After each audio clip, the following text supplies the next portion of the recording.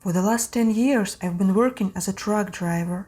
At first I considered it as a temporary job. The company I worked for as an engineer went bankrupt.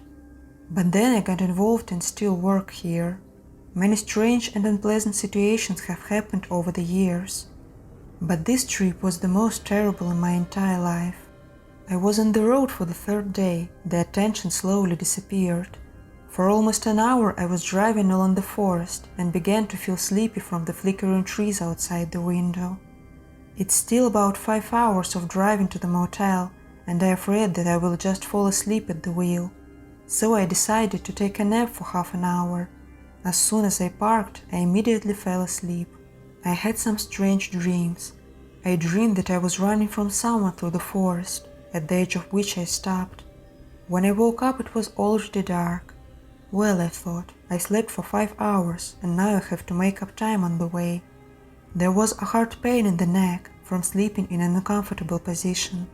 Well, 15 minutes won't change anything. I need to go out to warm up. Before getting out of the truck, I was seized by anxiety. It was very dark outside, no one around and not a single car passing by. As if I drove into a deep forest which doesn't receive guests so often. I turned on the headlights so that I could see at least something. The forest looks exactly like in my dream. I need to rest more. The subconscious is playing games with me. I was about to get into the car and drive on when I heard a voice that came from not far from the road.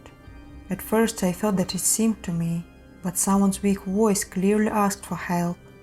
It seemed that the forest somehow looked at me not kindly. A strong wind rose, and the trees made an eerie noise. But I can't leave a person without help. Gathering all my will into a fist, despite the fear, I went towards the voice. It seemed to me that it was getting louder, so I was already close. I didn't notice how, in trying to find him, I ended up in the thicket of the forest. Looking around, I realized that I didn't understand how to go back to the road and where I was. It was dark everywhere, and the phone's flashlight didn't shine far enough to see the road.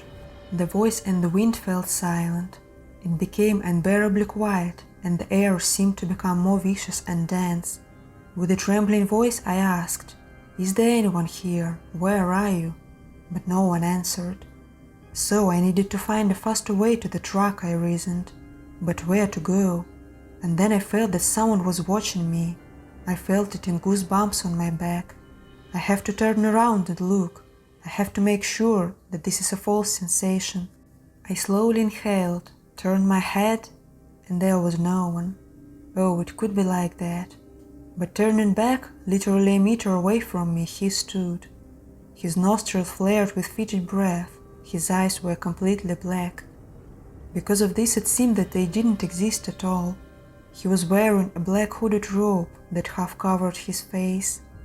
Out of fear I dropped the phone from my hands and everything fell into hopeless darkness. I didn't know where to run, but it's better to go somewhere than to stand and wait for his attack.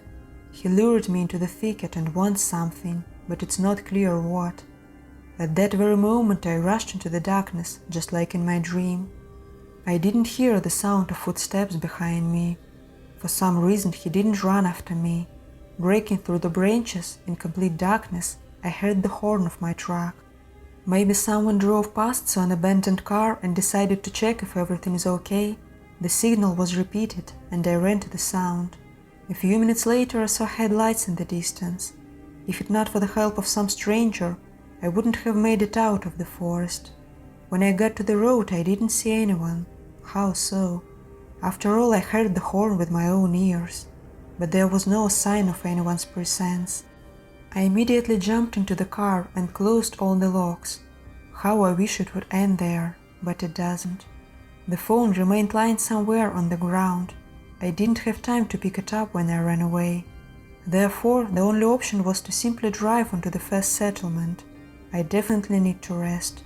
My hands were shaking and I couldn't calm down. I drove for about an hour. The forest ended. Endless fields began. The worst is over, I thought. But inside the same uneasiness reappeared. I felt like I was being watched again. Last time, the feeling didn't deceive me. But this is impossible. I saw that there was no one in the car. He remained in the forest. The cabin was dark. I parked, turned on the light, and took a long time to decide to turn back. He was there. All this time, the one from whom I ran was hiding right in the cabin. He sat and smiled with his rotten teeth. It made me even more creepy. I could feel my stomach constricting with fear. What to do? It was almost dawn outside. Without taking my eyes off him, I opened the lock on the door and jumped out into the street. I ran again. Only this time was running along a road where other cars kept passing by. He didn't follow me again. It seemed to me that he wanted me to take him out of the forest, and apparently he didn't want to harm me. He had many chances to do this. At the nearest store, I called my colleague. We replaced each other from time to time. He agreed to come and drive the rest of the way together. By the time he arrived, there was no one else in the car. He disappeared and never showed up again. But I can no longer overcome with fear and ride alone again.